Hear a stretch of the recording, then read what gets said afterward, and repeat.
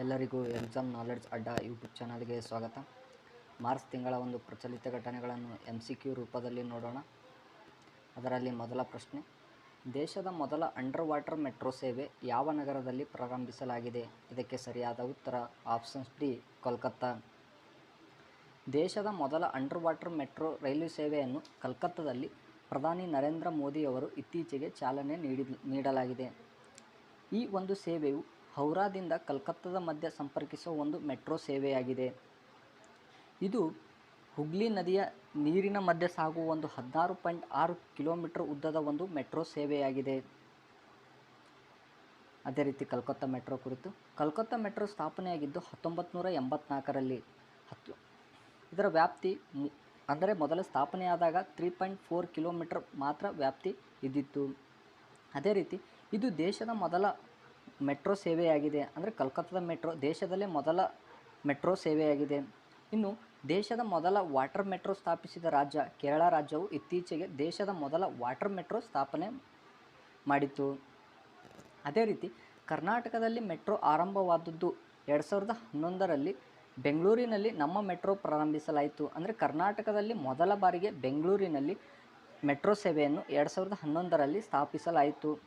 ಇನ್ನು ದೇಶದಲ್ಲಿ ಅತಿ ದೊಡ್ಡ ಮೆಟ್ರೋ ಜಾಲ ಹೊಂದಿರುವ ಒಂದು ನಗರ ಎಂದರೆ ನವದೆಹಲಿಯಲ್ಲಿ ಒಂದು ಮೆಟ್ರೋ ಸೇವೆ ಹೊಂದಿದ ಒಂದು ದೊಡ್ಡ ನಗರವಾಗಿದೆ. ನೆಕ್ಸ್ಟ್ ಕ್ವಶನ್, ಎರಡನೇ ಕ್ವಶನ್, 71ನೇ ವಿಶ್ವಸುಂದರಿ ಕಿರೀಟ ಮುಡಿಗೇರಿಸಿಕೊಂಡವರು ಯಾರು? ಇದಕ್ಕೆ ಸರಿಯಾದ ಉತ್ತರ ಆಪ್ಷನ್ಸ್ ಸಿ, ಕ್ರಿಸ್ಟಿನಾ ಪಿಸ್ಕೋವಾ. ಇತ್ತೀಚೆಗೆ ಭಾರತದ ಮುಂಬೈನಲ್ಲಿ ನಡೆದ ಒಂದು ಅದ್ದೂರಿ ಸಂಭ್ರಮದಲ್ಲಿ ಜಕ್ ಗಣರಾಜ್ಯರವರಾದ ಕ್ರಿಸ್ಟಿನಾ ಪಿಸ್ಕೋವಾರವರು ಹೊಸ ವಿಶ್ವ ಸುಂದರಿ 2024ರ ಒಂದು ಕಿರೀಟವನ್ನು ಪಡೆದವರು ಆಗಿದ್ದಾರೆ.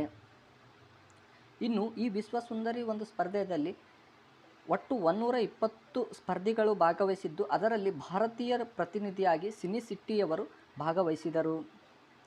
ನೆಕ್ಸ್ಟ್, ಈ ವಿಶ್ವ ಸುಂದರಿ ಸ್ಪರ್ಧೆಯ ಅಂತಾರಾಷ್ಟ್ರೀಯ ಸೌಂದರ್ಯ ಸ್ಪರ್ಧೆಯಾಗಿದ್ದು, ಇದರ ಮೊದಲ ಆವೃತ್ತಿ ಸ್ಥಾಪನೆಯಾಗಿದ್ದು 1951ರಲ್ಲಿ. ವಿಶ್ವಸುಂದರಿಯ ಒಂದು ಪ್ರಧಾನ ಕಚೇರಿ ಯುನೈಟೆಡ್ ಕಿಂಗ್ಡಮ್ನಲ್ಲಿದೆ. ಅಂದರೆ ಯುನೈಟೆಡ್ ಕಿಂಗ್ಡಮ್ದ ಲಂಡನ್ನಲ್ಲಿ ಇದರ ಪ್ರಧಾನ ಕೇಂದ್ರ ಕಚೇರಿ ಇದೆ. ಇದು ಭಾರತದಲ್ಲಿ ನಡೆದ ಎರಡನೇ ವಿಶ್ವಸುಂದರಿ ಸ್ಪರ್ಧೆಯಾಗಿದೆ. ಇನ್ನು ಮೊದಲನೇ ವಿಶ್ವಸುಂದರಿ ಸ್ಪರ್ಧೆಯನ್ನು 1996ರಲ್ಲಿ ಬೆಂಗಳೂರಿನಲ್ಲಿ 46ನೇ ವಿಶ್ವಸುಂದರಿ ಸ್ಪರ್ಧೆಯನ್ನು ಆಯೋಜಿಸಲಾಗಿತ್ತು. ನೆಕ್ಸ್ಟ್, ವಿಶ್ವಸುಂದರಿ ಕಿರೀಟ ಪಡೆದ ಭಾರತೀಯರು. ಇಲ್ಲಿವರೆಗೆ ಒಟ್ಟು 6 ಜನ ಭಾರತೀಯರು ವಿಶ್ವಸುಂದರಿ ಕಿರೀಟವನ್ನು ಪಡೆದಿದ್ದರು. ಅದರಲ್ಲಿ 1966ರಲ್ಲಿ ರೀಟಾ ಪರಿಯರ್ ಅವರು ವಿಶ್ವಸುಂದರಿ ಕಿರೀಟ ಪಡೆದ ಮೊದಲ ಭಾರತೀಯರಾಗಿದ್ದಾರೆ. ಇನ್ನು ಎರಡನೆಯವರು ಐಶ್ವರ್ಯ ರೈ 1994ರಲ್ಲಿ. ಇನ್ನು ಡಯಾನಾ ಹೆಡಾನರವರು 1997. ಇನ್ನು ಯುಕ್ತಾ ಮುಖಿ 1999. ಇನ್ನು ಐದನೆಯವರು ಪ್ರಿಯಾಂಕಾ ಚೋಪ್ರಾ 2000ರಲ್ಲಿ. ಇನ್ನು ಇತ್ತೀಚೆಗೆ ಮಾನುಷಿ ಚಿಲ್ಲರ್ ಅವರು 2017ರಲ್ಲಿ ವಿಶ್ವಸುಂದರಿ ಕಿರೀಟವನ್ನು ಪಡೆದಿದ್ದರು. ನೆಕ್ಸ್ಟ್, ಇದರೊಂದಿಗೆ ವಿಶ್ವದಲ್ಲಿ ನಡೆಯುವ ಒಂದು ಸೌಂದರ್ಯ ಸ್ಪರ್ಧೆಗಳು ಭುವನ ಸುಂದರಿ ಸ್ಪರ್ಧೆ ಅಂದರೆ 1952ರಲ್ಲಿ ಸ್ಥಾಪನೆಯಾಗಿದ್ದು ಅಮೆರಿಕ ದೇಶದಲ್ಲಿ. ಇನ್ನು ಮಿಸ್ ಇಂಟರ್ನ್ಯಾಷನಲ್ ಸ್ಥಾಪನೆಯಾಗಿದ್ದು 1960ರಲ್ಲಿ. ಇನ್ನು ಇದರ ಕೇಂದ್ರ ಕಚೇರಿ ಜಪಾನ್ನಲ್ಲಿದೆ. ಇನ್ನು ಮಿಸ್ ಅರ್ತ್ 2001ರಲ್ಲಿ ಫಿಲಿಪೈನ್ಸ್ ದೇಶದಲ್ಲಿ ಕೇಂದ್ರ ಕಚೇರಿ ಇದೆ. ನೆಕ್ಸ್ಟ್, ಇತ್ತೀಚೆಗೆ ಸುದ್ದಿಯಲ್ಲಿ ಕಂಡುಬರುವ ಮಿಷನ್ ದಿವ್ಯಾಸ್ತ್ರವು ಈ ಕೆಳಗಿನ ಯಾವ ಕ್ಷಿಪಣಿ ವ್ಯವಸ್ಥೆಗೆ ಸಂಬಂಧಿಸಿದೆ? ಇದಕ್ಕೆ ಸರಿಯಾದ ಉತ್ತರ ಆಪ್ಷನ್ಸ್ ಬಿ, ಅಗ್ನಿ 5. ಇತ್ತೀಚೆಗೆ DRDOನಿಂದ ಮೇಕ್ ಇನ್ ಇಂಡಿಯಾದ ಒಂದು ಉಪಕ್ರಮದ ಭಾಗವಾಗಿ ಮಾರ್ಚ್ 11, 2024ರಂದು ಭಾರತವು ಅಗ್ನಿ 5 ಎಂಬ ಒಂದು ಪರಮಾಣು ಬ್ಯಾಲಿಸ್ಟಿಕ್ ಕ್ಷಿಪಣಿಯನ್ನು ಉದ್ಘಾಟನಾ ಹಾರಾಟ ಪರೀಕ್ಷೆಯನ್ನು ಯಶಸ್ವಿಯಾಗಿ ಇತ್ತೀಚೆಗೆ ನಡೆಸಿದೆ. ಈ ಕ್ಷಿಪಣಿಯು ಒಂದು ಸ್ಥಳೀಯವಾಗಿ ಅಭಿವೃದ್ಧಿಪಡಿಸಿದ ಒಂದು ಕ್ಷಿಪಣಿಯಾಗಿದ್ದು MIRV ತಂತ್ರಜ್ಞಾನವನ್ನು ಸಂಯೋಜಿಸುತ್ತದೆ. ಇದು ಒಂದೇ ಕ್ಷಿಪಣಿಯು ವಿವಿಧ ಸ್ಥಳಗಳಲ್ಲಿ ಅನೇಕ ಸಿಡಿತಲೆಗಳನ್ನು ನಿಯೋಜಿಸಲು ಅನುವು ಮಾಡಿಕೊಡುವ ಒಂದು ಕ್ಷಿಪಣಿಯಾಗಿದೆ. ಇತ್ತೀಚೆಗೆ ಇದನ್ನು ಮಿಷನ್ ದಿವ್ಯಾಸ್ತ್ರಿ ಎಂದು ಉಲ್ಲೇಖಿಸಲಾಗಿದೆ. ಇದು ಅಗ್ನಿ 5 ಗಮನಾರ್ಹ ಪ್ರಗತಿಯನ್ನು ಗುರುತಿಸುತ್ತದೆ, ಏಕೆಂದರೆ ಇದು ಏಕಕಾಲದಲ್ಲಿ ಏಕಾಂಗಿ ಗುರಿಗಾಗಿ ಒಂದೇ ಸಿಡಿತಲೆ ಹೊಂದಿರುವ ಒಂದು ಸಾಂಪ್ರದಾಯಿಕ ಕ್ಷಿಪಣಿಗಳಿಗೆ ವ್ಯತಿರಿಕ್ತವಾಗಿ ಅನೇಕ ಸ್ಥಳಗಳನ್ನು ಏಕಕಾಲದಲ್ಲಿ ಗುರಿಯಾಗಿಸುವ ಒಂದು ಕ್ಷಿಪಣಿಯಾಗಿದೆ. ಇದನ್ನು ಸ್ಥಾಪಿಸಿದ ಒಂದು ಸಂಸ್ಥೆ DRDO ಎಂದರೆ defence research and development organisation. ಇದರ ಕೇಂದ್ರ ಕಚೇರಿಯು ನವದೆಹಲಿಯಲ್ಲಿದೆ. ಇದು ಸ್ಥಾಪನೆಯಾಗಿದ್ದು 1958. ನೆಕ್ಸ್ಟ್ ಕ್ವಶನ್, ಇತ್ತೀಚೆಗೆ ಲೋಕಪಾಲರಾಗಿ ಯಾರನ್ನು ನೇಮಿಸಲಾಗಿದೆ? ಇದಕ್ಕೆ ಸರಿಯಾದ ಉತ್ತರ ಆಪ್ಷನ್ಸ್ ಬಿ ಅಜಯ್ ಮಾಣಿಕ್ ರಾವ್ ಖಾನ್ವಿಲ್ಕರ್.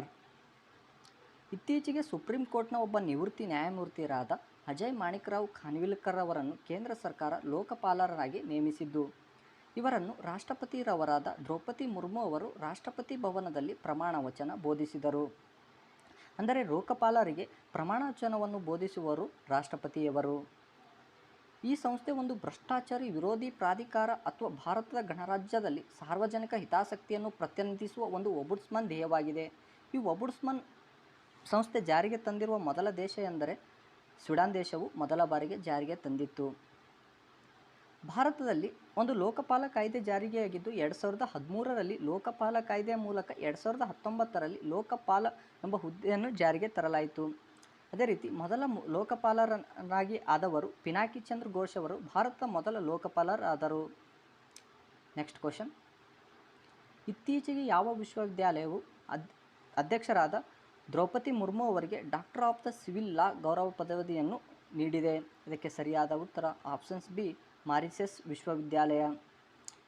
ಇತ್ತೀಚೆಗೆ ಮಾರ್ಚ್ 12, 2024ರಂದು ಮಾರಿಷಸ್ನ ಒಂದು ವಿಶ್ವವಿದ್ಯಾಲಯವು ಭಾರತೀಯ ರಾಷ್ಟ್ರಪತಿಯವರಾದ ಶ್ರೀಮತಿ ದ್ರೌಪದಿ ಮುರ್ಮು ಅವರಿಗೆ ಆ ದೇಶದ ಒಂದು ನಾಗರಿಕ ಕಾನೂನಿನಲ್ಲಿ ಗೌರವ ಡಾಕ್ಟರೇಟ್